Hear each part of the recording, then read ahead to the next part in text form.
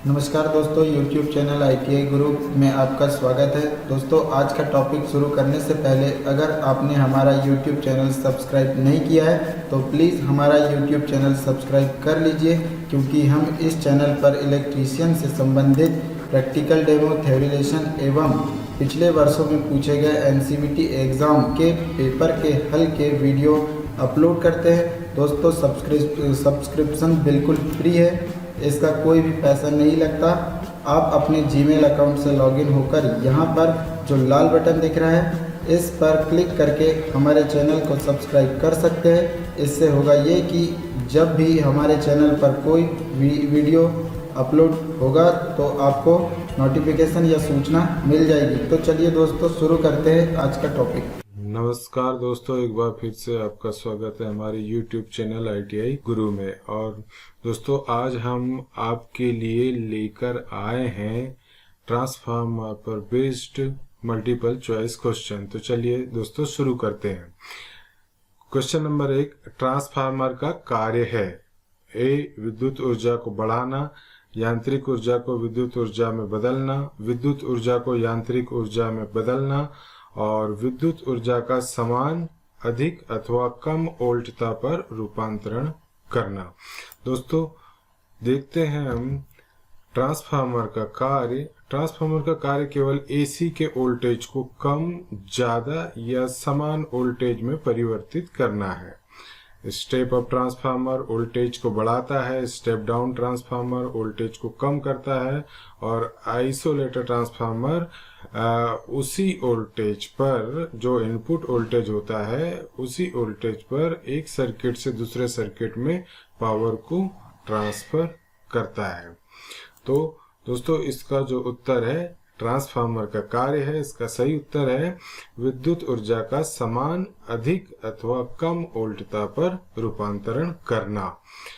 Next, question number 2, transformer DC voltage को कम कर सकता है, अधिक कर सकता है, समान वोल्टता पर रूपांतरित कर सकता है, इनमें से कोई नहीं। दोस्तों, ट्रांसफार्मर केवल AC सप्लाई पर काम करता है, DC सप्लाई पर नहीं। क्यों? क्योंकि ट्रांसफार्मर का जो सिद्धांत है वो ट्रांसफार्मर जो है वो इंडक्शन के सिद्धांत पर कार्य करता है, यानी कि विद्युत चुंबकीय प्रेरण के सिद्धांत पे कार्य करता है, और जो केवल AC में संभव है, DC में नहीं। तो दोस्तों, इसका सही उत्तर होगा ट्रांसफार्मर DC वोल्टेज को, ये जो 4 ऑप्शन दिए हैं तो इसका सही ऑप्शन है इनमें से कोई नहीं। ना कम कर सकता है, ना अधिक कर सकता है, ना समान वोल्टता पर रूपांतरित कर सकता है, इनमें से कोई नहीं। ये आपका सही उत्तर है, क्योंकि ट्रांसफार्मर DC वोल्टेज पर कार्य ही नहीं करता है। क्वेश्चन नंबर 3, ट्रांसफार्मर कोर किससे बनी होती है? पहला कोबाल्ट, सिलिकॉन, एल्यूमिनियम और सिलिकॉन स्टील। दोस्तों, इसका ये जो आप देख रहे हैं यहाँ पे, ये ट्रांसफार्मर कोर है और ये सिलिकॉन स्टील की होती है, और इसे सिलिकॉन स्टील का इसलिए रखा जाता है ताकि इसमें हिस्टेरिसिस लॉस कम से कम हो। तो इसका सही उत्तर है ट्रांसफार्मर कोर सिलिकॉन स्टील की बनी होती है। नेक्स्ट, ट्रांसफार्मर की प्राइमरी और सेकेंडरी वाइंडिंग जुड़ी होती है, विद्युतीय रूप से, यांत्रिक रूप से, चुंबकीय रूप से या उपरोक्त सभी। दोस्तों, ये आपको एक ट्रांसफार्मर दिखाया हुआ है। यहाँ पर ये जो एरो जो दिखाई दे रहे हैं ये चुंबकीय फ्लक्स है, यानी कि ये चुंबकीय बल रेखाएं हैं, और ये आपको जो दिखाया गया है ये प्राइमरी कॉइल है और ये सेकेंडरी कॉइल है। जैसा कि आप देख रहे हैं, ये जो दोनों जो कॉइल हैं ये आपस में कहीं भी से भी जुड़ी हुई नहीं होती, यानी कि विद्युतीय रूप से जुड़ी नहीं होती, चूंकि ये दोनों एक ही कोर पर होती है और दोनों से होकर के एक ही चुंबकीय फ्लक्स गुजरता है, इसीलिए हम इसे कहते हैं कि ये चुंबकीय रूप से आपस में जुड़ी हुई होती है। तो दोस्तों, इसका सही उत्तर है ट्रांसफार्मर की प्राइमरी और सेकेंडरी वाइंडिंग जुड़ी होती है चुंबकीय रूप से। नेक्स्ट, ट्रांसफार्मर एक एम्पलीफायर है, डायनामिक मशीन है, इंडक्शन के सिद्धांत पर कार्य करने वाली स्थैतिक मशीन है या रोटरी कन्वर्टर है। दोस्तों इसका सही उत्तर है ट्रांसफार्मर एक इंडक्शन यानी विद्युत चुंबकीय प्रेरण के सिद्धांत पर कार्य करने वाली एक स्टैटिक यानी कि स्थैतिक यानी इसमें कोई भी पार्ट मूवेबल यानी कि घूमने वाला नहीं होता। तो इसका सही उत्तर है ट्रांसफार्मर एक इंडक्शन के सिद्धांत पर कार्य करने वाली स्थैतिक मशीन है। नेक्स्ट, एक स्टेप अप ट्रांसफार्मर को स्टेप डाउन ट्रांसफार्मर की भांति प्रयोग किया जा सकता है। बी, स्टेप डाउन ट्रांसफार्मर की भांति प्रयोग नहीं किया जा सकता है। सी, दृष्टकारी यानी कि रेक्टिफायर की भांति प्रयोग किया जा सकता है। या डी, प्रत्यावर्तक यानी कि अल्टरनेटर की भांति प्रयोग किया जा सकता है। दोस्तों एक स्टेप अप ट्रांसफार्मर को एक स्टेप डाउन ट्रांसफार्मर की भांति प्रयोग किया जा सकता है, जैसा कि यहाँ पे चित्र नंबर 1 में दिखाया है आपको कि ये एक 12/230 वोल्ट का ट्रांसफार्मर है, यानी कि ये 12 वोल्ट को 230 वोल्ट में स्टेप अप करता है। ठीक इसी ट्रांसफार्मर को हम 230 वोल्ट / 12 वोल्ट की भांति प्रयोग कर सकते हैं, यानी कि एक स्टेप अप ट्रांसफार्मर को एक स्टेप डाउन ट्रांसफार्मर की भांति प्रयोग किया जा सकता है। तो दोस्तों इसका सही उत्तर है एक स्टेप अप ट्रांसफार्मर को स्टेप डाउन ट्रांसफार्मर की भांति प्रयोग किया जा सकता है। क्वेश्चन नंबर 7, ट्रांसफार्मर कोर को लैमिनेट करने का उद्देश्य होता है। पहला, कॉपर लॉस को कम करना। बी, ज्यादा वोल्टेज उत्पन्न करना। सी, आयरन लॉस को कम करना। और डी, फ्रीक्वेंसी को बढ़ाना। दोस्तों सबसे पहले हम देखते हैं कि ट्रांसफार्मर के में लॉसेस क्या क्या होते हैं। ट्रांसफार्मर में 2 प्रकार के लॉसेस यानी हानियां होती हैं। पहला है आयरन लॉस और दूसरा है कॉपर लॉस। आयरन लॉस, जो हानियां आयरन कोर में होती हैं उनको हम आयरन लॉस कहते हैं। ये 2 प्रकार की होती है, पहला एडी करंट लॉस और दूसरा hysteresis loss. Eddy current loss को कम करने के लिए ट्रांसफार्मर कोर को लेमिनेट किया जाता है, जबकि हिस्टेरिसिस लॉस को कम करने के लिए कोर को सिलिकॉन स्टील का बनाया जाता है। तो ये जो है दोनों, यानी हमारे यहाँ पर क्वेश्चन में हमसे पूछा है ट्रांसफार्मर कोर को लेमिनेट करने का उद्देश्य है कि आयरन लॉस को कम करना, जिसके अंतर्गत एडी करंट लॉस और हिस्टेरिसिस लॉस दोनों आता है। तो हमारा सही उत्तर होगा ट्रांसफार्मर कोर को लैमिनेट करने का उद्देश्य होता है आयरन लॉस को कम करना। नेक्स्ट, ट्रांसफार्मर के सेकेंडरी वाइंडिंग से प्राप्त वोल्टेज की फ्रीक्वेंसी मूल फ्रीक्वेंसी की ऑप्शन ए बराबर होती है, बी दोगुनी होती है, सी आधी होती है, डी इनमें से कोई नहीं। दोस्तों आप ये अच्छे से जानते हैं कि ट्रांसफार्मर केवल और केवल वोल्टेज को कम ज्यादा या उसी वोल्टेज पर एक सर्किट से दूसरी सर्किट में ट्रांसफर करता है। ट्रांसफार्मर सप्लाई वोल्टेज की फ्रीक्वेंसी को फ्रीक्वेंसी में किसी भी प्रकार का बदलाव नहीं करता है। अगर हमारा इनपुट वोल्टेज 230 वोल्ट 50 हर्ट्ज पर है तो आउटपुट भी होगा, वो भी आपका 50 हर्ट्ज ही होगा। तो ट्रांसफार्मर फ्रीक्वेंसी में कोई बदलाव नहीं करता है, यानी कि इसमें ट्रांसफार्मर के सेकेंडरी वाइंडिंग से प्राप्त वोल्टेज की फ्रीक्वेंसी मूल फ्रीक्वेंसी के बराबर होगी। तो हमारा सही उत्तर है बराबर होती है। क्वेश्चन नंबर 9, एक ट्रांसफार्मर में सेकेंडरी करंट 0 है। इसका अर्थ है ए ट्रांसफार्मर पर फुल लोड है, बी ट्रांसफार्मर पर कोई लोड नहीं है, सी ट्रांसफार्मर की सेकेंडरी वाइंडिंग शॉर्ट सर्किट है, डी ट्रांसफार्मर में आयरन लॉसेस बराबर हैं कॉपर लॉसेस के। दोस्तों यहाँ पर आपको ये ट्रांसफार्मर दिखाया है, यहाँ पर ये इसकी सेकेंडरी वाइंडिंग ओपन है। सेकेंडरी वाइंडिंग ओपन है यानी कि सेकेंडरी वाइंडिंग में किसी भी प्रकार का करंट फ्लो नहीं होगा। दोस्तों हम जानते हैं कि जब तक सर्किट कंप्लीट नहीं होता उस सर्किट में करंट का फ्लो नहीं होता। तो इसका सीधा सा अर्थ है कि अगर सेकेंडरी वाइंडिंग में करंट का फ्लो नहीं हो रहा है तो सेकेंडरी वाइंडिंग ओपन है, इसका मतलब ट्रांसफार्मर नो लोड पर है।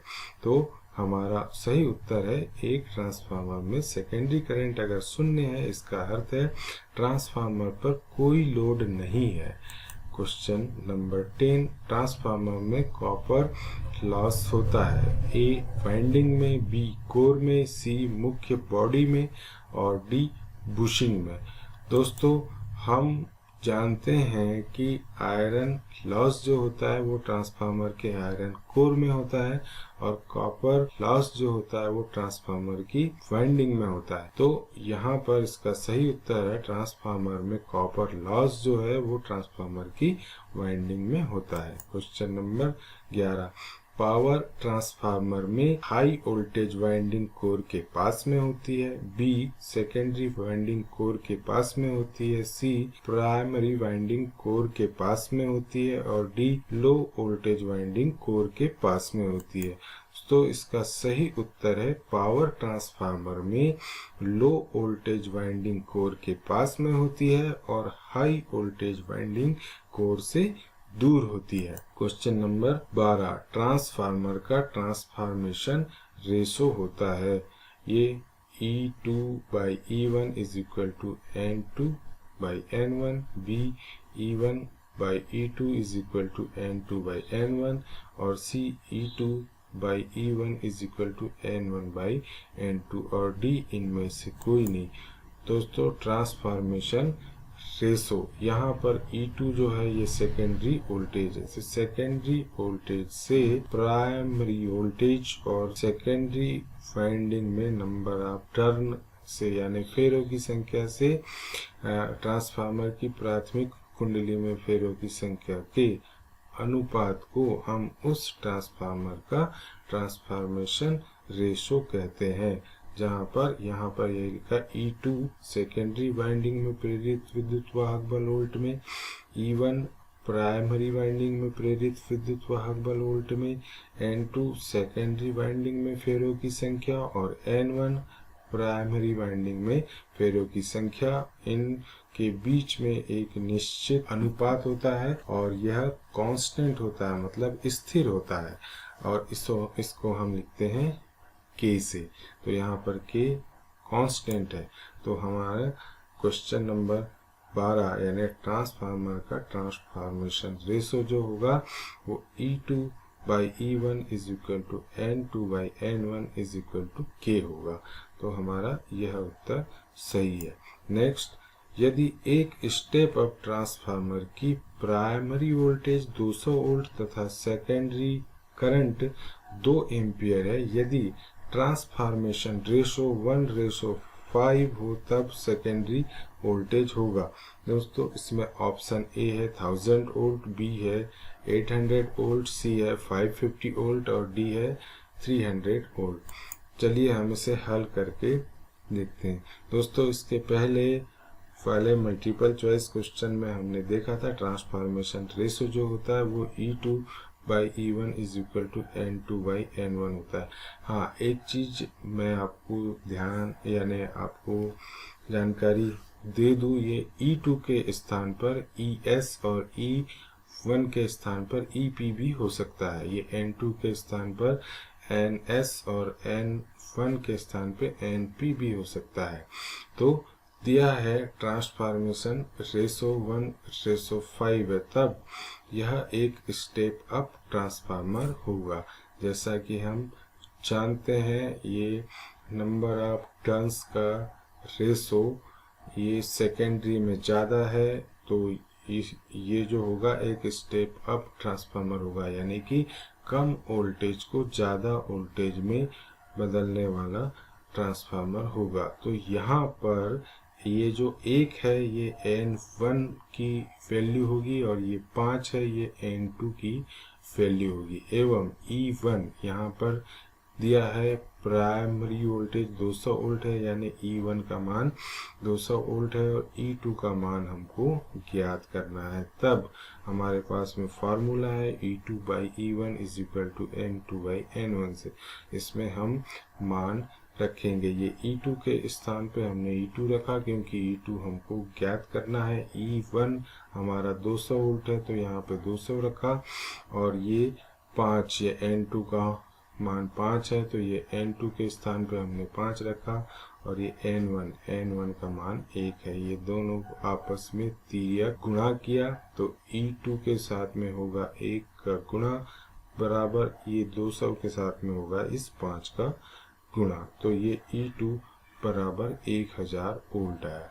तो दोस्तों इसमें हमारा सही उत्तर होगा 1000 वोल्ट। तो दोस्तों ये वीडियो आपको कैसा लगा आप मुझे कमेंट्स बॉक्स में कमेंट्स लिखकर भेजिए। अगर आप इसी टाइप के मल्टीपल चॉइस क्वेश्चन पर आगे भी वीडियो चाहते हैं तो प्लीज़ इस वीडियो को लाइक कीजिए और अगर आप पहली बार हमारा चैनल देख रहे हैं तो हमारे चैनल को सब्सक्राइब कीजिए और अगर वीडियो आपको पसंद आया हो तो दोस्तों के साथ में शेयर करना ना भूलें। दोस्तों मिलते हैं अगले वीडियो में नई जानकारी के साथ में, तब तक के लिए मुझे इजाज़त दीजिए। नमस्कार।